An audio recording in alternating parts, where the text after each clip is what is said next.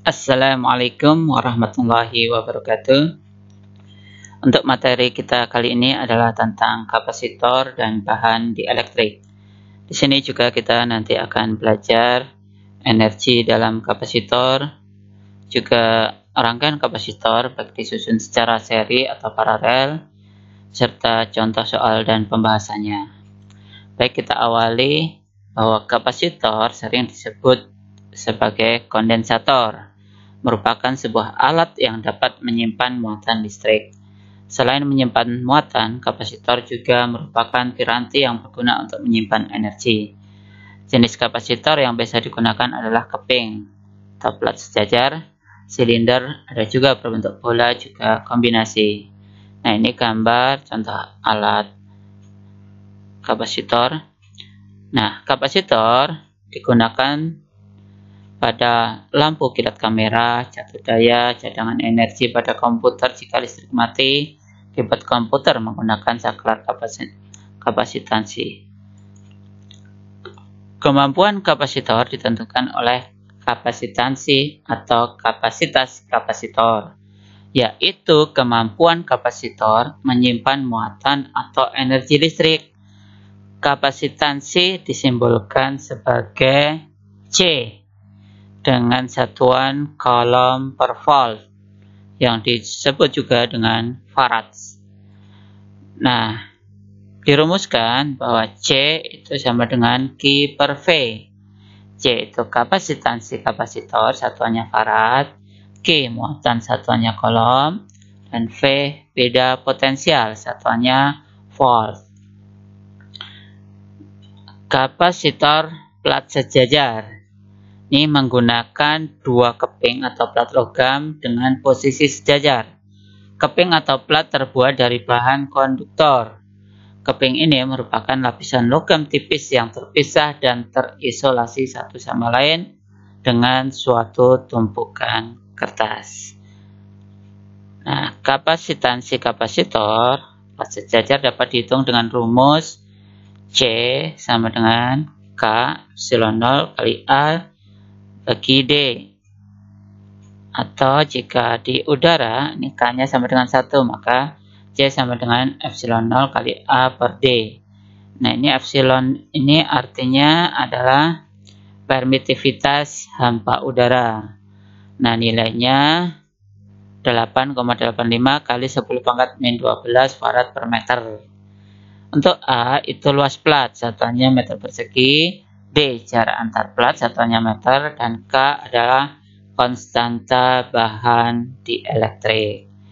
Nah, apa itu bahan dieelektrik? Nah, suatu material non-konduktor, lembaran atau lapisan isolator yang diletakkan di antara plat-platnya. Dieelektrik disebut juga sebagai isolator. Contoh bahan dieelektrik adalah kaca, plastik, kertas, kayu. Nah, setiap bahan memiliki karakteristik yang disebut konstanta dieelektrik atau dilambangkan dengan K. Nilai kapasitansi kapasitor meningkat sebanding dengan faktor K. Nah, konstanta dieelektrik untuk beberapa bahan adalah sebagai berikut. Nah, ini tabelnya. Untuk udara itu nilainya 1, kaca pirek 5,6, mika 5,4, kertas 3,7, parafin 2,1 sampai 2,5, porelen 7, teflon 2,1, air pada suhu 20 derajat itu K-nya 80. Nah, ini ada contoh soal.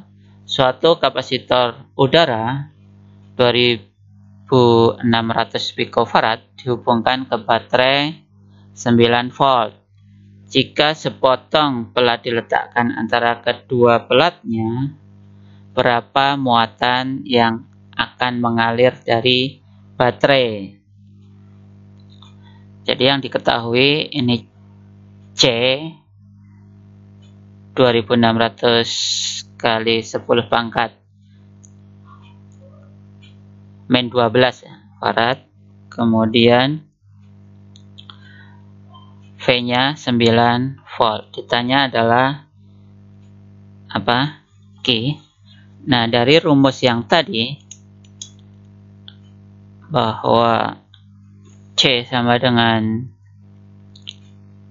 Q per V, maka kalau ditanya Q sama dengan C kali V. Nah, kita masukkan C yang diketahui 2600 kali 10 pangkat min 12 dikali 9. Ini dihasilkan berapa? 23.400 kali 10 pangkat min 12 kolom. Atau kalau kita jadikan ini 12 kali ini jadi pangkat 9, 23,4. 49 itu apa? Nano ya, nano kolom.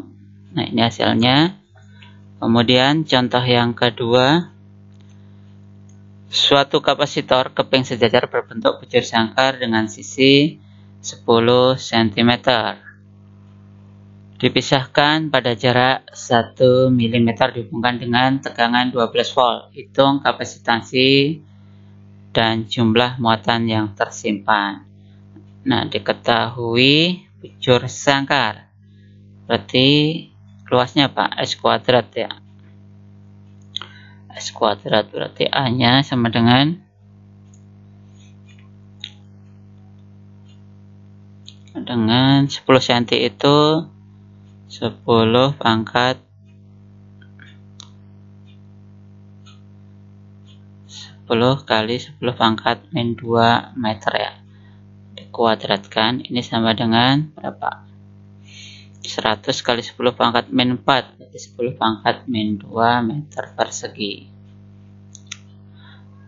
Nah, selanjutnya yang ditanya adalah C dan jumlah muatannya. Nah, C kita tahu dari rumus yang tadi.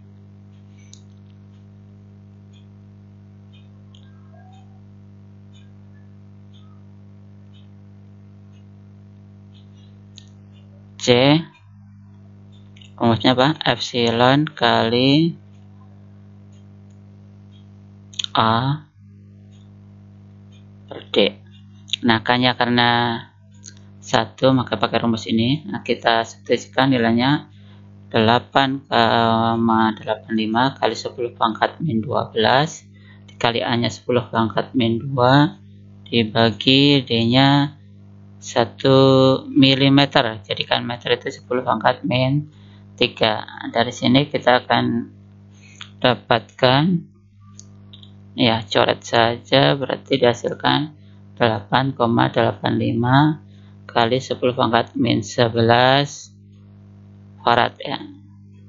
Nah, kemudian yang ditanya adalah muatan, maka Q rumusnya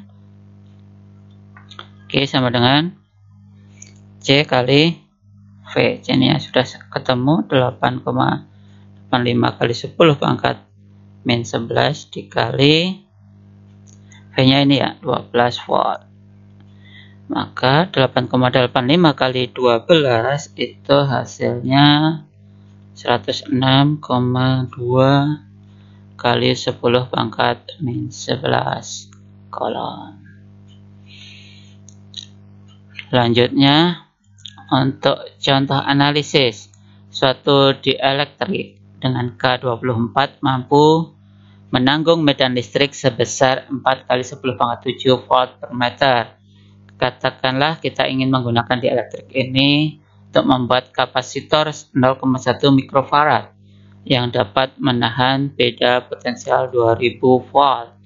Tentukan A, jarak pemisah antar plat, berarti D ya. Nah, luas ini yang ditanya adalah A. Berarti D karena kita diketahui ini adalah E ya, dan listriknya, maka kita gunakan rumus yang kemarin untuk medan listrik, yaitu yang V sama dengan E kali D. Maka kalau ditanya D sama dengan V per E, kita substitusikan V nya ya 2000 volt. 2000 dibagi E nya ini 4 kali 10 pangkat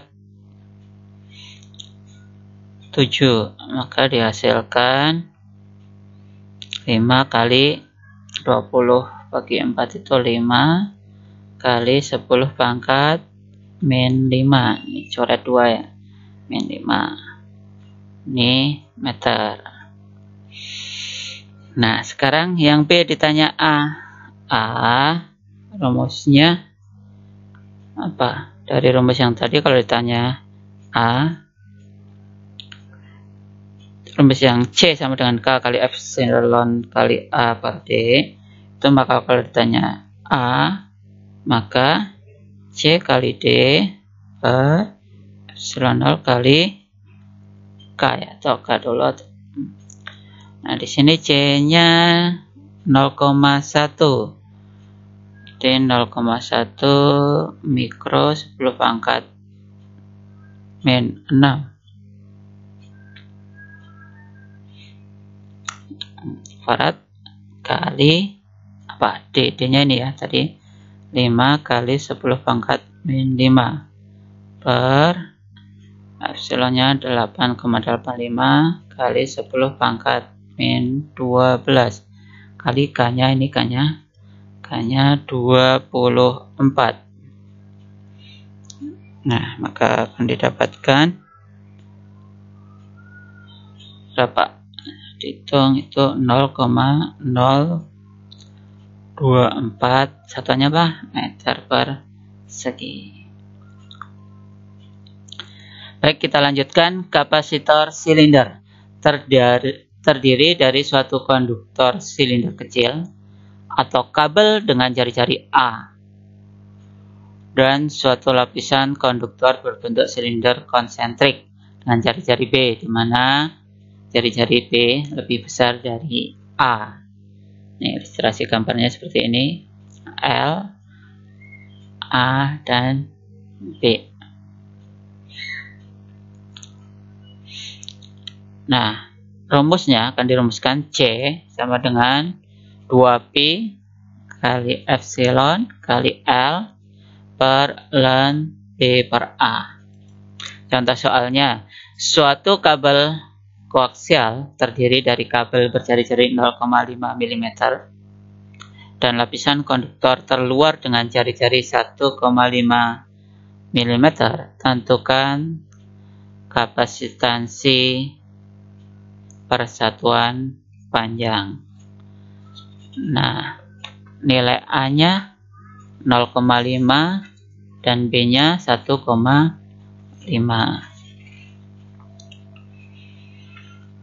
Maka, nah, yang ditanya ini persatuan panjang dari rumus. Ini apa ini? Tadi nilai B ya, ini nilai A. Dari rumus C sama dengan 2P kali epsilon 0 kali L per ln B per A, maka kalau persatuan L-nya ke sini, jadi C per L sama dengan 2P kali epsilon 0 per ln B per A. Nah, 2 kali 3,14, epsilonnya adalah 8,85 kali 10 pangkat min 12 dibagi ln 1,5 per 0,5. Nah, ini akan dihasilkan berapa? 2 kali 3 kali 8 itu 5,578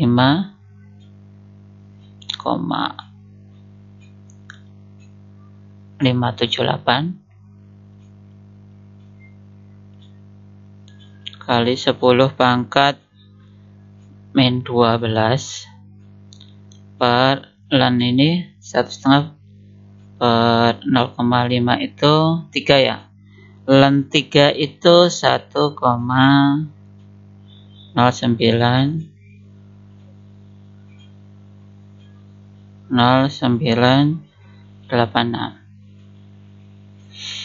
Maka jika 55 dibagi 1, 55,578 dibagi 1,0986, itu hasilnya 50,59 kali 10 pangkat min 12 farad per meter ya. Baik, lanjut ke energi dalam kapasitor. Energi yang tersimpan dalam kapasitor akan sama dengan kerja yang dilakukan untuk memuatinya.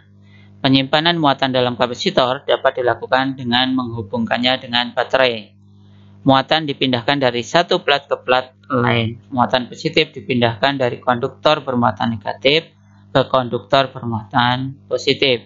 Hal ini menyebabkan peningkatan energi potensial listrik. Oleh karena konduktor positif memiliki potensial yang lebih tinggi dari konduktor negatif.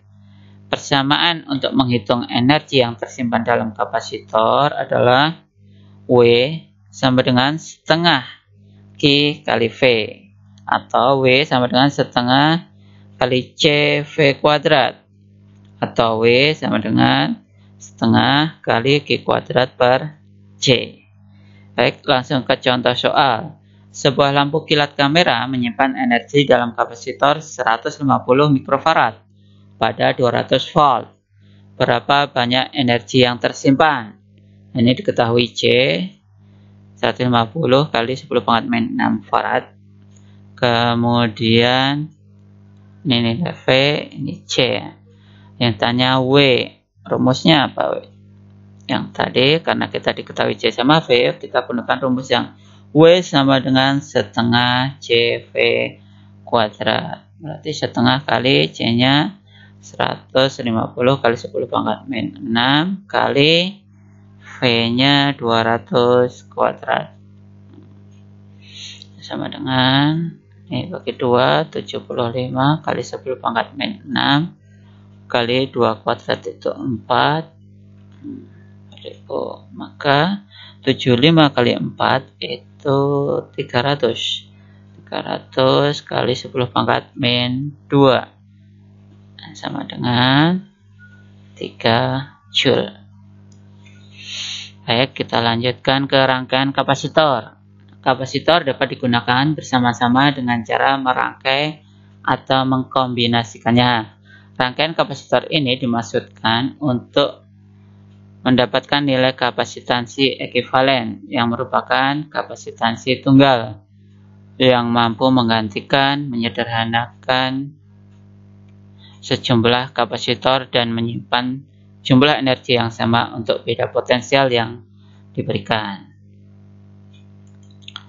Nah, untuk rangkaian paralel itu nilai kapasitansi gabungannya atau kapasitansi total atau penggantinya itu dirumuskan CP sama dengan C1 tambah C2 tambah C3 ditambah dan seterusnya, sebanyak jumlah kapasitornya yang disusun secara paralel.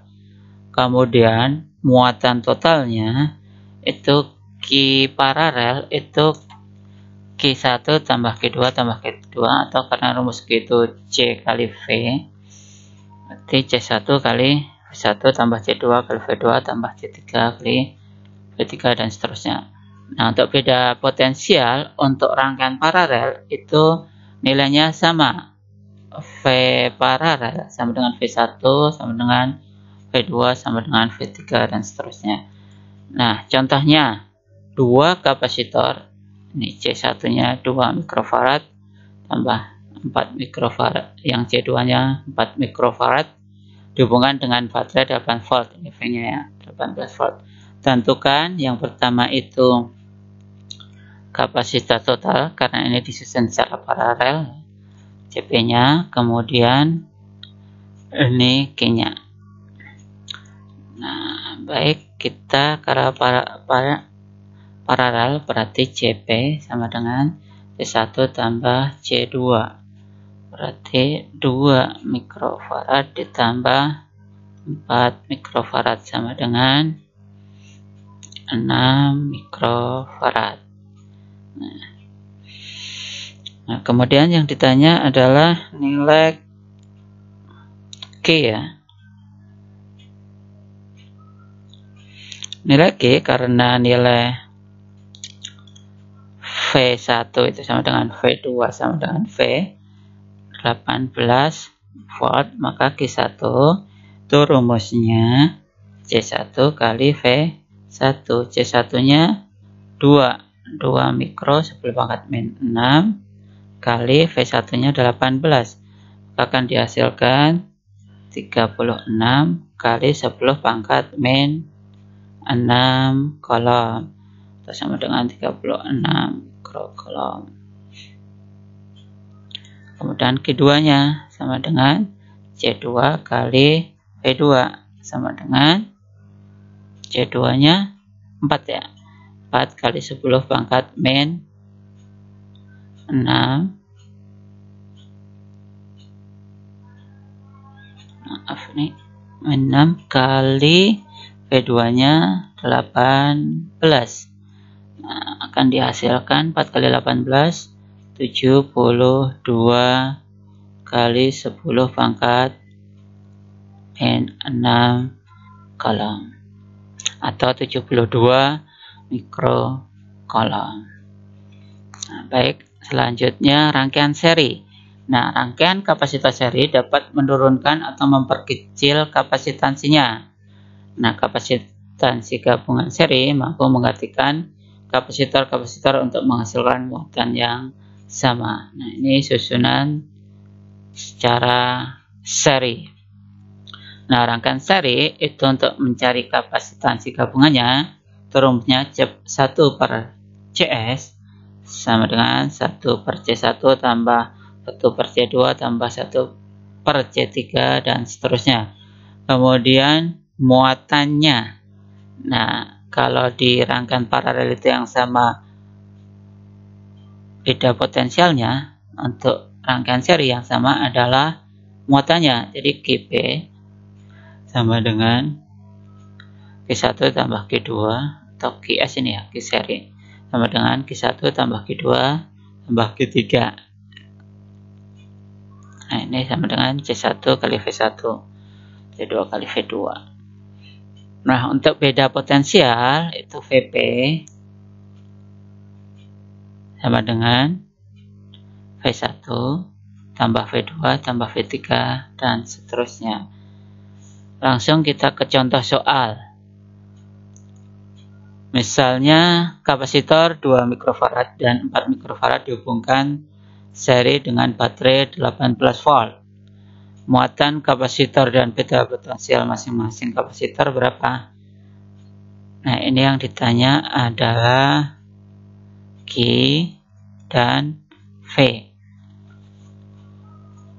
Nah, sebelumnya kita harus tahu kapasitor yang disusun, kapasitor totalnya ya, kapasitansinya yang disusun dengan cara paralel seri itu 1 per CS dengan 1 per C1 tambah 1 per C2, berarti 1 per 2 tambah 1 per 4, samakan penyebutnya menjadi 2 per 4 tambah 1 per 4, itu dihasilkan 3 per 4, maka CS nya dibalik 4 per 3.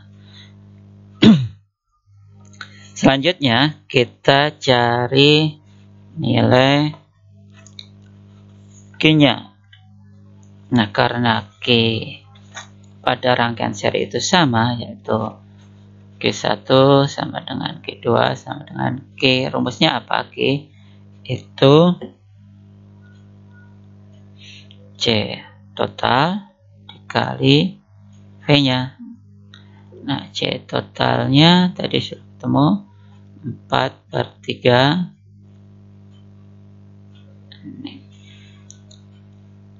mikro ya, mikrofarad. Kalau kita jadikan farad sekali 10 pangkat min 6 kali 18, maka dihasilkan 6 kali 4 itu 24 kali 10 pangkat min 6 kolom. Nah, selanjutnya yang ditanya adalah beda potensial masing-masing. Jadi di sini ya, berapa V1-nya dan V2-nya. Nah, V1 sama dengan V1 per V per C1.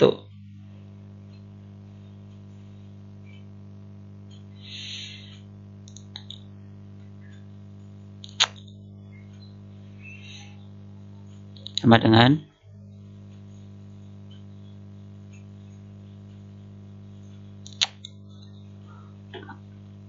berapa nih?